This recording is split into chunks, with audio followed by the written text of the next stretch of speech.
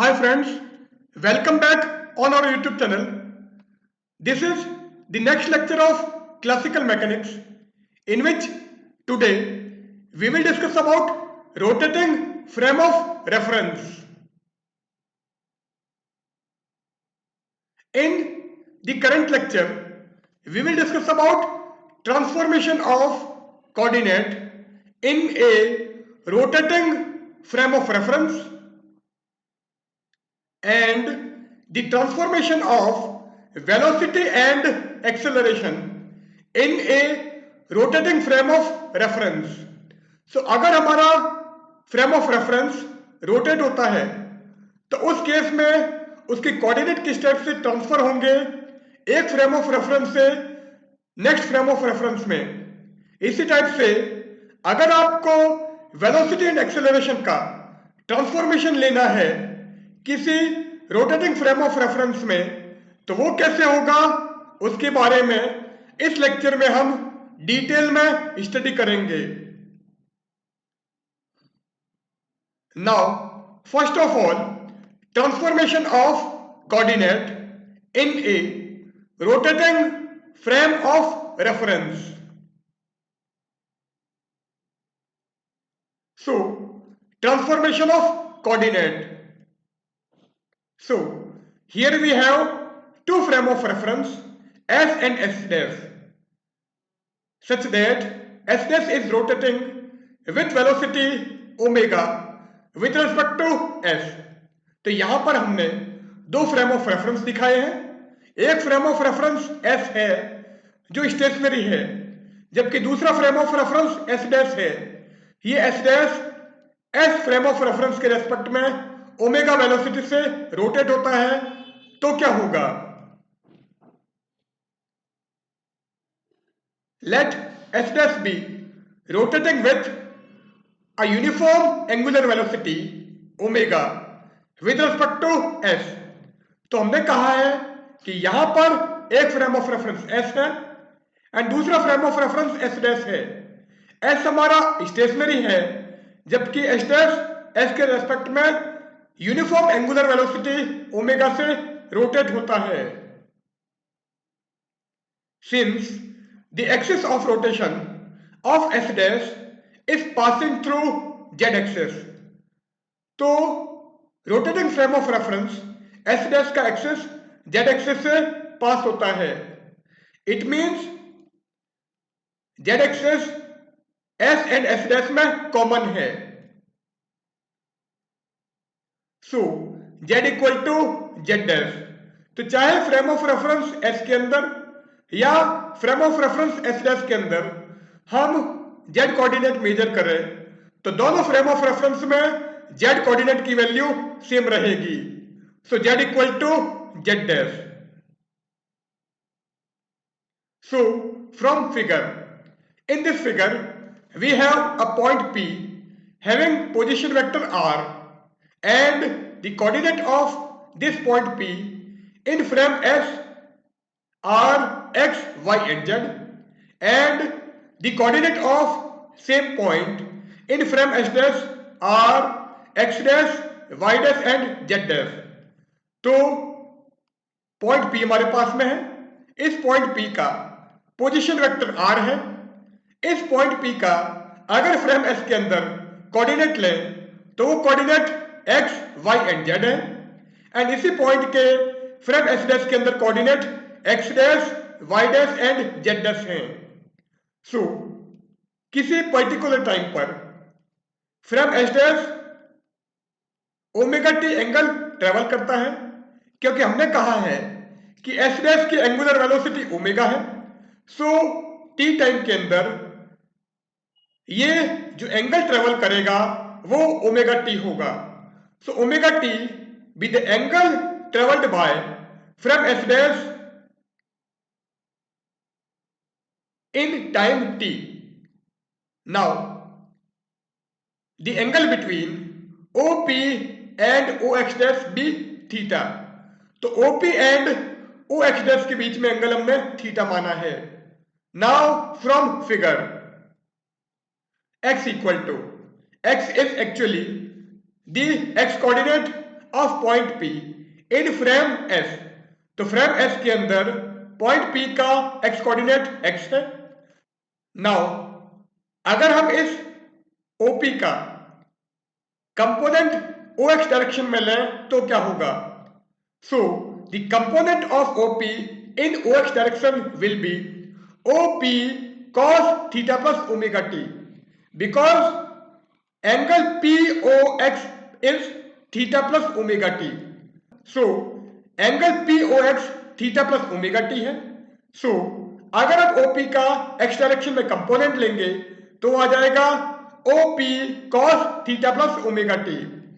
Now इसको हम cos A plus B से ओपन कर देते हैं।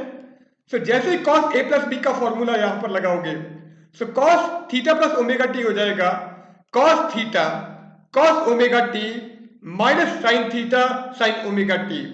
सो x equal to OP cos theta cos omega T minus OP sin theta sin omega t. Now the angle between OP and OX dash be theta.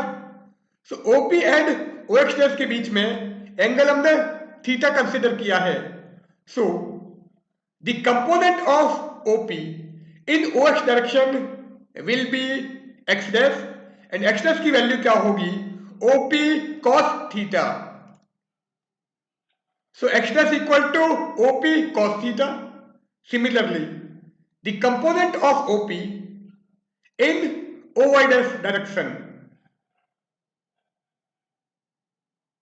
So OY direction में अगर आप OP का component लोगे तो वो हमारा y dash होगा and y dash की वैल्यू क्या होगी? OP sin theta. So y dash equal to OP sin theta. Now we replace this OP cos theta by x dash and OP sin theta by y dash. So x will be x dash cos omega t minus y dash sin omega t. So x equal to x dash cos omega t minus y dash sin omega t. So x will be x dash cos omega t minus y dash sin omega t। So x की value आपको मिल गई है in terms of x dash and y dash। x equal to x dash cos omega t minus y dash sin omega t। Now ये diagram अभी हमने दिखाया था। Now what will be the value of y? So from figure y will be OP sin theta plus omega t. So y equal to OP sin theta plus omega t। क्योंकि इस side में component OP का sign होगा जो कि sine theta plus omega T होगा because theta plus omega T is the angle made by OP with X axis. So OP X axis के साथ में जो एंगल बनाता है वो हमारा थीटा प्लस ओमेगा टी है।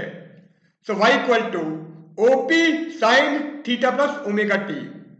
Now, if we open this bracket, then sin theta plus omega t will be sin theta cos omega t plus cos theta sin omega t.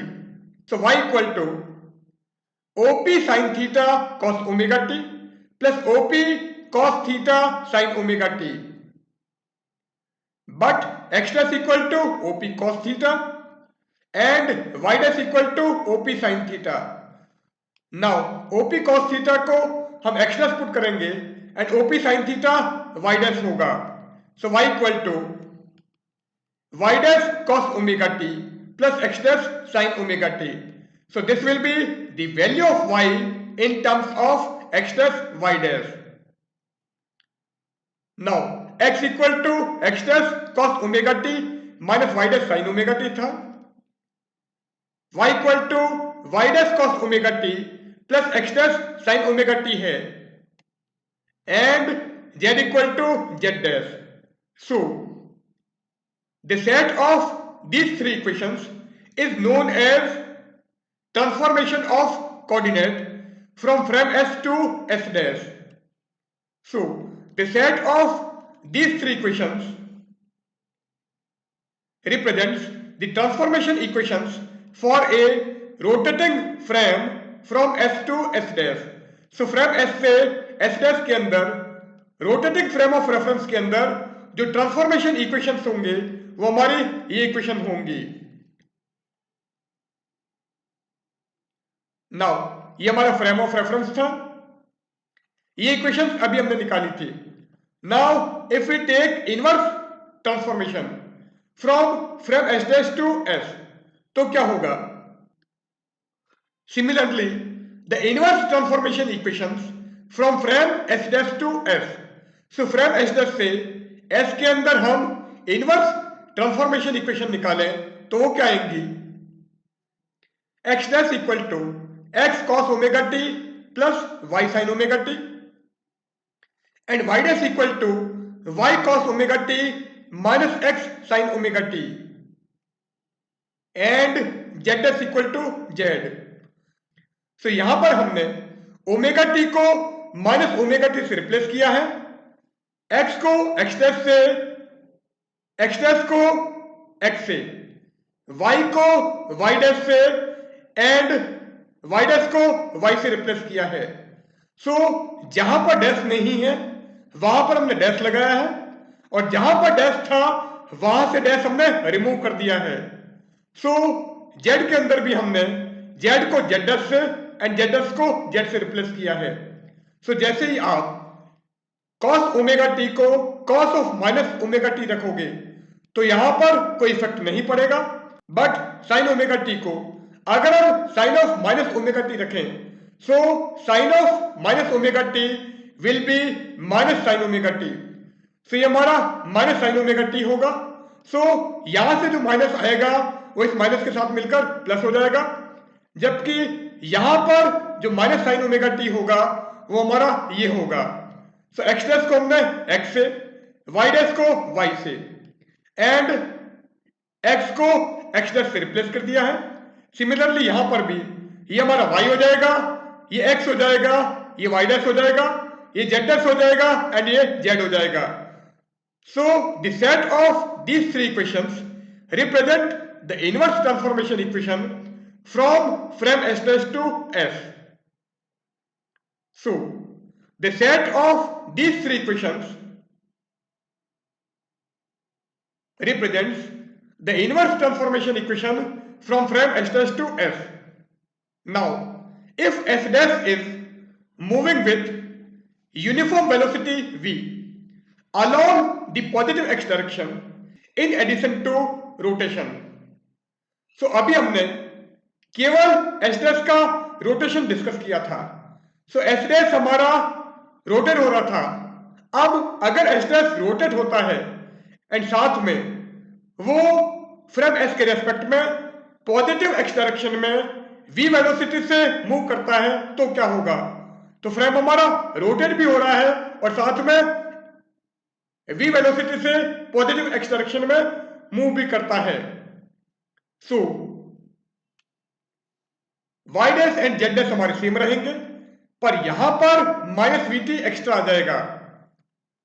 So x dash equal to x cos omega T plus y sin omega T minus vt, y dash equal to y cos omega T minus x sin omega T and z dash equal to z.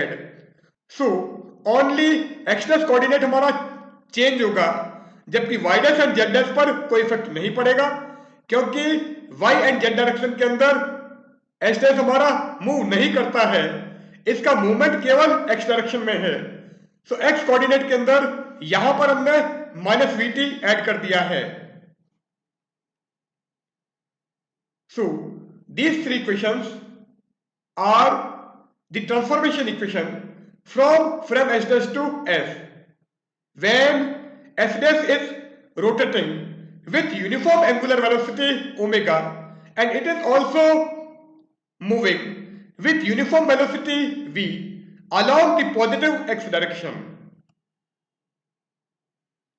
Now, next one are transformation of velocity and acceleration in a rotating frame of reference.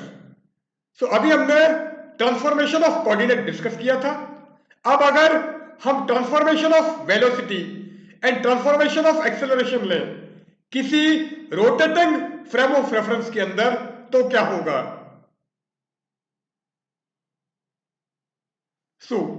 Transformation of velocity and acceleration. Now this is our diagram. तो ये diagram जो अभी हमने पीछे दिखाया था वही diagram हम यहां पर यूज करते हैं। Let frame S be an inertial frame and frame S dash is rotating with a uniform angular velocity omega। तो एक हमारे पास में फ्रेम S है जो इनर्शियल फ्रेम है, जबकि दूसरा फ्रेम S डैश है जो S के रेस्पेक्ट में ओमेगा एंगुलर वेलोसिटी से रोटेट होता है। अब इनर्शियल फ्रेम क्या है, नॉन इनर्शियल फ्रेम क्या है, ये हम हमारे दूसरे लेक्चर में डिस्कस कर चुके हैं। So here S is inertial frame and S dash is rotating frame which rotate with a uniform angular velocity omega. Since a point P is placed in frame S on which no force is acting, so S हमारा inertial frame है and inertial frame वो होता है जो कि law of inertia को follow करता है। सो लॉ ऑफ इनर्शिया के अकॉर्डिंग इस फ्रेम पर कोई भी एक्सटर्नल फोर्स नहीं लगेगा। So point P frame S के अंदर है, मीन्स एक ऐसे फ्रेम में है जिस पर कोई भी फोर्स नहीं लगता है। So the acceleration of particle in frame S will be 0. It means the acceleration on particle along x direction, along y direction and along z direction will be separately 0. तो पार्टिकल पर कोई भी acceleration नहीं लगेगा। इसका मतलब x direction में, y direction में एंड z डायरेक्शन में अगर हम एक्सेलरेशन की बात करें तो पार्टिकल पर कोई भी एक्सेलरेशन नहीं लगेगा। सो d2x upon dt2 equal to 0. d2x by dt2 means the acceleration along x-axis. So x-axis पर पार्टिकल पर कोई भी एक्सेलरेशन नहीं लगता है। So d2x by dt2 is equal to 0. Similarly, d2y by dt2 equal to 0 and d2z by dt2 is equal to 0. So किसी भी direction में पार्टिकल पर कोई भी एक्सेलरेशन नहीं लगेगा। Now, transformation equation for a rotating frame. So rotating frame के अंदर ट्रांसफॉर्मेशन इक्वेशन हमने अभी पहले डिस्कस की है। उन इक्वेशंस को अगर हम यहां पर यूज करें तो वो इक्वेशन क्या थी, x dash equal to x cos omega T plus y sin omega T, y dash equal to y cos omega T minus x sin omega T and z dash equal to z। Now, if we differentiate this equation, so what will happen? So अगर हम इस equation को time के respect में differential करें तो क्या होगा, dx dash by dt। Now x को हम कांस्टेंट मान लेते हैं। सो cos ओमेगा t का डिफरेंशियल आ जाएगा minus omega sine omega T. So minus omega sine omega t. Now cos omega t को कांस्टेंट मानो and x का differential dx by dt. So dx by dt cos omega t. Similarly, पहले हम y को constant मानते हैं and sin omega t का differential omega cos omega t. So omega y cos omega t and last factor हमारा sin omega t constant रहेगा and y का differential dy by dt. So dy by dt sin omega t. So अगर हम इस equation को time के respect में differentiate करें तो हमको ये इक्वेशन मिलेगी। नाउ ये इक्वेशन अभी हमने निकाला है। अब यहां से एंड यहां से ओमेगा कॉमन ले लेते हैं। तो जैसे आप ओमेगा कॉमन लोगे ब्रैकेट में क्या बचेगा, y cos omega t minus x sin omega t। So जैसे आपने ओमेगा कॉमन लिया in bracket y cos omega t minus x sin omega t। Plus dx by dt cos omega T. So dx by dt cos omega T and यहां पर क्या जाएगा dy by dt sin omega T. So ये equation हमारी इसमें change हो गई है, but y dash equal to y cos omega T minus x sin omega T था। This is due to transformation of coordinate. So transformation of coordinate के according y cos omega T minus x sin omega T y dash होगा, तो इसको हम y dash put कर देते हैं। So dx dash by dt is equal to omega y dash plus dx by dt cos omega T plus dy by dt sin omega T.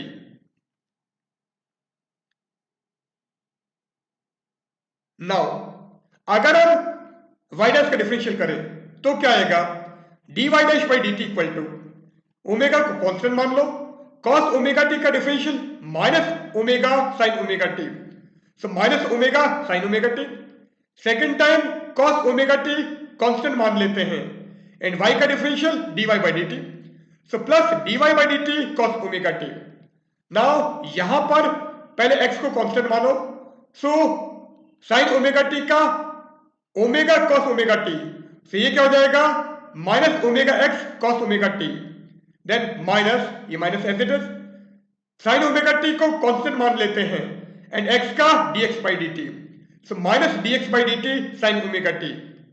Now if we take minus omega common from this term and this term, so अगर इस term में से और इस term में से हम minus omega common लें तो ब्रैकेट में क्या बचेगा x cos omega t plus y sin omega t।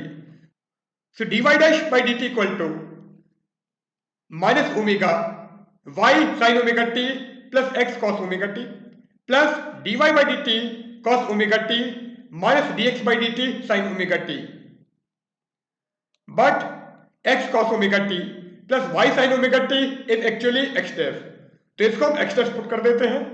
So dy dash by dt is equal to minus omega x dash plus dy by dt cos omega t minus dx by dt sin omega t। So y direction में transformation of velocity हमारी ये होगी। Also z dash equal to z था, so अगर हम इसका differential करें then d Z dash by D t is equal to d Z by D t. So d Z dash by D t is equal to d Z by D T.